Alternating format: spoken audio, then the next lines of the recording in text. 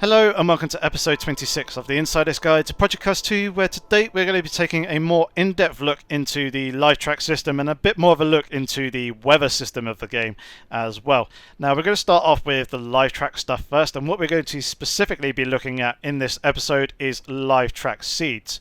Now, LiveTrack seeds are essentially a term that we as developers use for the beginning start state of the LiveTrack system in the very first session that you load into, whether it's a practice session, a qualifying session, or a race session.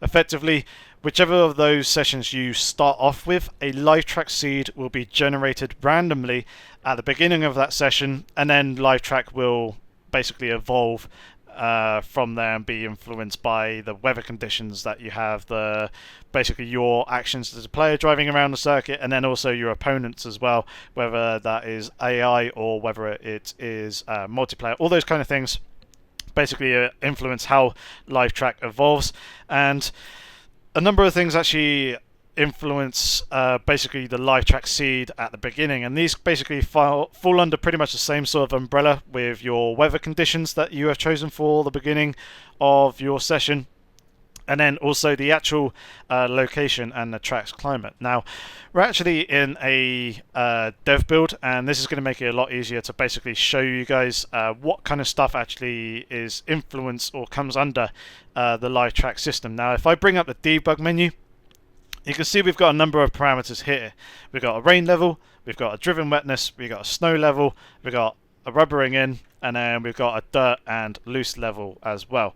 Now we'll go from the bottom with these and go upwards, but effectively these values will be somewhat randomly generated within certain windows and certain parameters depending on the weather conditions and also the location of the track, and then also obviously whether it is a practice, a qualifying, or a race session that you first load into. Now, what I kind of mean by that with the first session that you load into, if I was to say, for example, do basically the full 3 sessions, practice, qualifying, and then a race in a custom event, a LiveTrack seed will be generated at the beginning of that practice session. LiveTrack will then evolve throughout the duration of the session, depending on the weather, the player driving around the circuit, and then also obviously your opponents as well. Those will influence them, like I said before. At the end of the practice session, or if you're in single player and choose to skip to the end of the session, the data from that point, or from the end of the session, will be carried over into the qualifying session, and then again it'll evolve through the duration of the qualifying session, and then the data from the end of the qualifying session will then be taken into the race. If I was to, however, not do practice and qualifying and just do straight into a race, the LiveTrack seed will be generated right at the very start of the race, basically once you get to the pre-race menu. So when you come to basically those sort of sessions, these two values here, the dirt and loose level, which is essentially the amount of dirt and loose materials on the surface of the track, and also the rubbering in, will be influenced by those sessions. So practice sessions will generally have less rubber at the start, or less rubber already built up at the start of the session, and then probably more dirt and loose material level. Qualifying session will have a little bit less dirt and loose level and a little bit more rubbering in level, and then when you go into a race session it will have more rubbering in and even less dirt and loose level. So if I was to go straight into a race session rather than doing a practice and qualifying, the LiveTrack seed will basically take into account and kind of simulate that a practice and qualifying session had happened, even though it hadn't actually happened. So you'll have essentially more rubber build-up already at the beginning of a race session than you would if you were going into a practice or qualifying session, and obviously less dirt and loose level. So if we actually go through these various different parameters and actually show you basically kind of what they look like. So bringing up the dirt and loose level, you can see that the truck has dirtied up quite a lot more off the racing line, and there's a lot more dust off the racing line, as it were, and obviously I could bring that back down. Now, you're not really going to ever probably see the extremities of what we had with basically the value of 1. The only really time that you're ever going to get to this sort of level is if you've been doing a very, very long race, and a lot of drivers have been driving off track, because obviously driving across grass is going to pull the dirt from the grass back onto the surface of the track, and then driving off into the gravel pits and coming back onto the track will actually pull the gravel onto the track as well. So possibly over time, if you've got a lot of opponents and they're doing a pretty bad job of actually staying within the confines of the track limits and going off track an awful lot, you probably start to see quite a bit of dirt and basically loose level build up over time. But generally, you probably won't ever see the track kind of get to that sort of dirty state, as it were. Now, if I come over to turn 1, I'm actually in the free cam, so I'm able to obviously move around the environment of the track as well. We'll take a look at the obviously rubbering in build up. Now, if we go and increase this up to, say, a value of 1, you can see in the braking zone and turning in point of turn 1 here, and then on the apex as well, you can see the rubber build-up is also decreasing. Also, the hairpin at the top of the hill in the distance, it's actually probably a little bit better. In the braking zone here, if I go and increase that, you'll start to see the track darken up in the area of the braking zone and basically give a much harsher indication as to the amount of rubber build-up as well. Now, snow level, we're not actually going to ever see the amount of snow level increase in these conditions. We're actually at Brands Hatch in the spring season, so we're not going to be able to get any snow. But if I was to say in the snow season or in a winter season, if I was to go and increase the amount of snow, you'll basically see the amount of snow on the grass and also the gravel and then on the surface of the track also increase as well. Now, let's actually come down here to the surface of the track and let's adjust the driven wetness, which is effectively what I like to refer to as the saturation level in the track. So in wet conditions, if we were to go and increase this, the track is going to start getting wetter. Now, you can see there was a change in colour between both the surface and the track, but also more noticeably in the actual grass as well, as obviously the grass absorbing water is going to become a darker colour. Now, as I go ahead and continue to increase this, what you should see is the track actually starts to become a little bit more reflective. You can see that there. And then also, if we look over to this side here, what you'll start to see is these small little detailed puddles, which are separate from the actual big LiveTrack lakes. You start to see those increase and decrease in size. So this is essentially the saturation level, as it were. And here you can see it affects the reflectiveness of the surface of the circuit, and then also you'll start to see those smaller little detailed puddles actually form, and these actually generally tend to form off the racing line.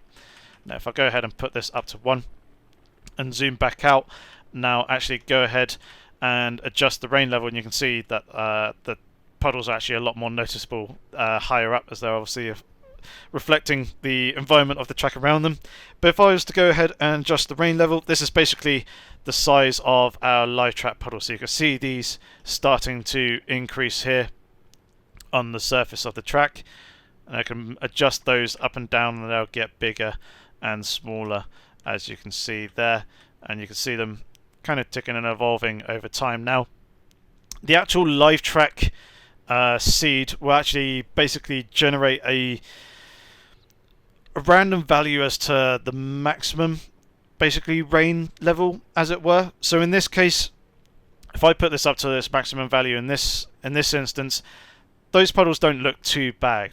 In some instances, what you could get is basically another LiveTrack seed where the rain level is much, much higher, and you'll see the puddles actually extend the full width of the circuit, and the puddle on the inside, on the exit of turn 1, basically on the left-hand side of the track, over where the grass is from our view here, that puddle could be much, much larger. However, in this instance of our LiveTrack seed that's randomly being generated, it's not all that big. But obviously, as LiveTrack evolves over time, it is going to basically evolve beyond this value of 1 here in this LiveTrack seed and actually get even bigger, and the water may actually extend across the full width of the circuit. So that is essentially the kind of stuff that is basically influenced in LiveTrack. If we go and drop this back down again, you'll see nice dry track. And we'll bring this rubbering back up to the value that it was previously, and I'll leave the dirt and loose level as it were there. But this is essentially the LiveTrack system, as it were, kind of showcased. With the LiveTrack seed, obviously it randomly generates basically those values at the very beginning of the session, and then LiveTrack will evolve throughout the duration of the race. So to kind of go into another example, in this instance here, we're obviously in dry weather conditions. If I was to go ahead and basically go into a, say, start off with rainy conditions, obviously the driven wetness is going to be much higher. It could be, say, starting off with a value of 0.7, and then the rain level could start off with a value of, say, let's bump this up a little bit more, say 0.6, and then obviously as the track continues to evolve over time, you're going to see these puddles kind of increase and decrease in size depending on the actual weather conditions. I could then go out of that session and come back into basically the same session again with exactly the same conditions, and I may actually have bigger lakes this time round. I could have much larger puddles. The puddles could be slightly different shapes, obviously larger in size. The driven wetness could be higher as well.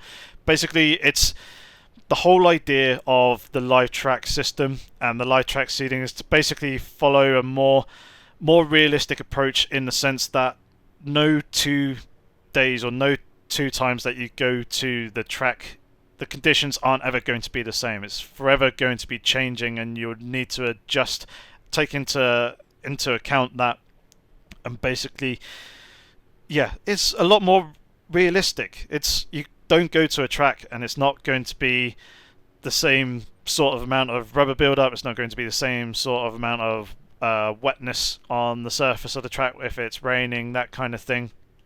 And then likewise with the with also the weather as well, which we'll actually come on to now. Now you can see there's a rather big puddle there on this side. If I go and drop this, you can see that the shape of the puddles and stuff is actually changing, and it's basically, that is effectively our LiveTrack seed, as it were, basically indicating as to where the largest areas, or where the water buildup is essentially going to happen. Pop that down to 0.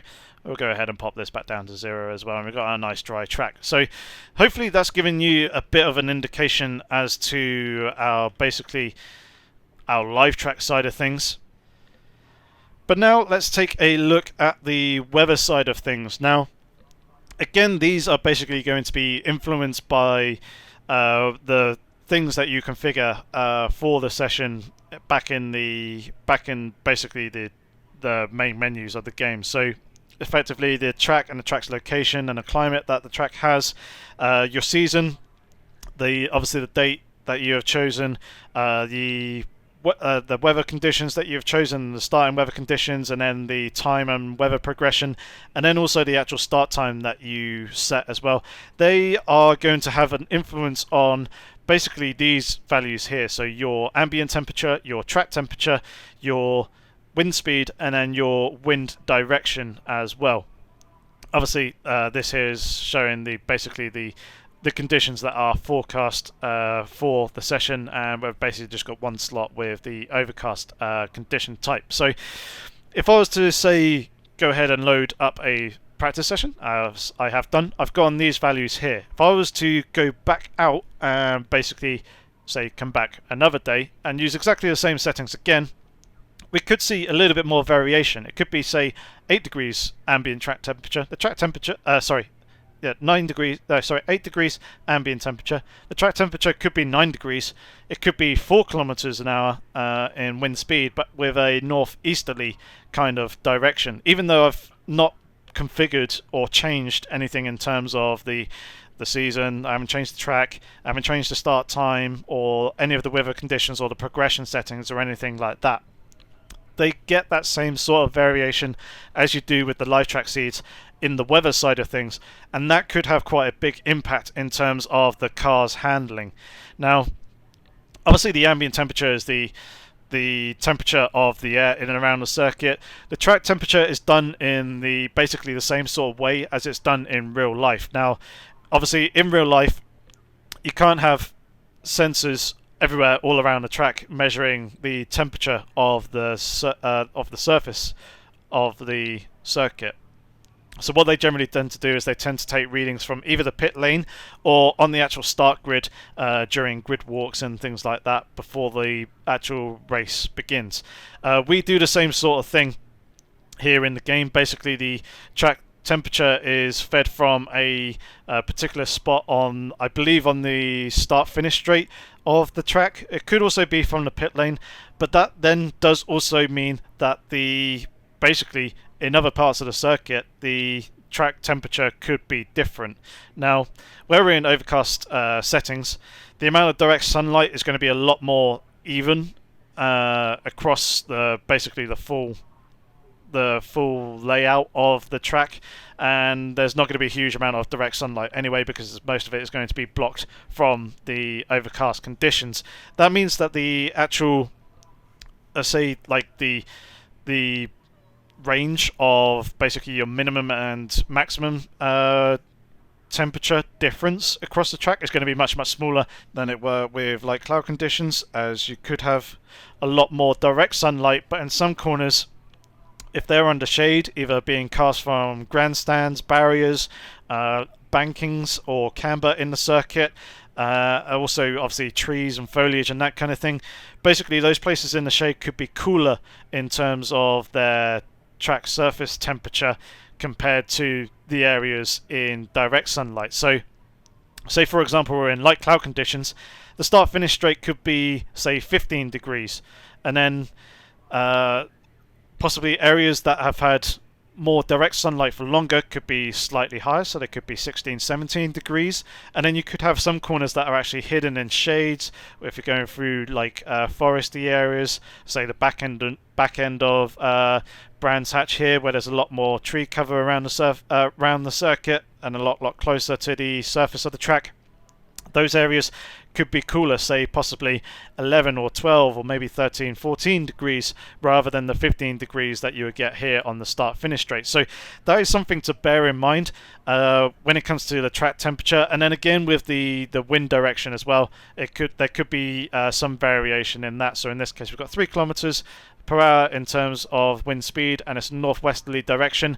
But I could come back out, basically do a load of practice, create a bit of setup for specifically these settings here, come back out, come back the following day and want to do more practice, haven't changed any of the settings in the menu, come back in, and all of a sudden I've got a track temperature, ambient temperature of 8 degrees, a track temperature of 9 degrees.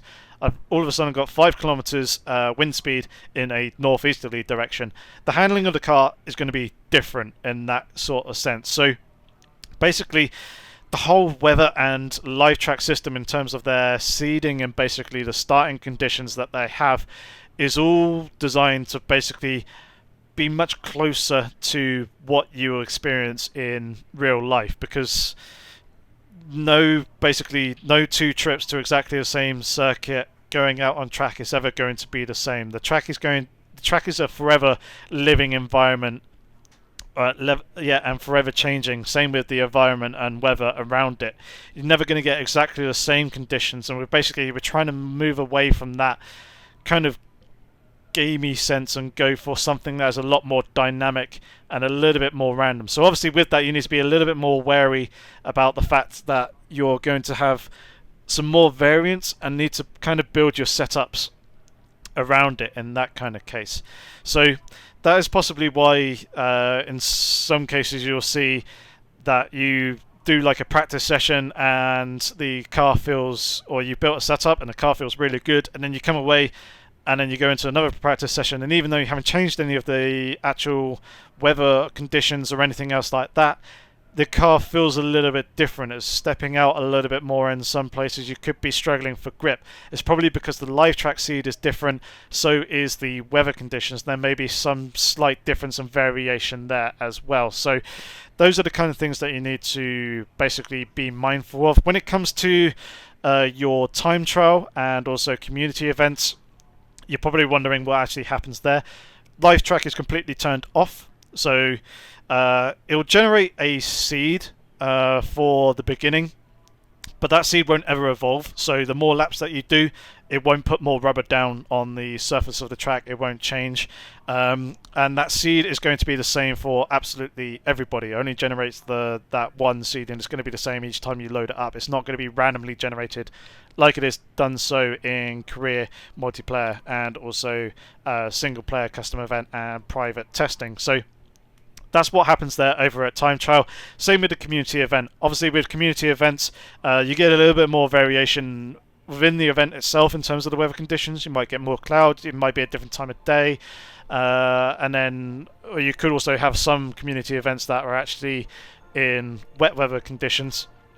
But those are all basically exactly the same as Time Trial. Those are going to be the same for everyone participating in that community event. In Time Trial, everything is fixed, no matter the track that you choose, the car but yeah, basically the track and car combination that you choose. It's going to be exactly the same no matter what you do there. It's the same conditions, same time of day and everything all across there. But yeah, that is going to be it for this episode. If you have any comments or questions, feel free to leave those down in the comments section below. I'll try and get back to you as soon as possible. If you've been enjoying the episodes, feel free to subscribe to the channel and support it, and there will be plenty more content coming in the future.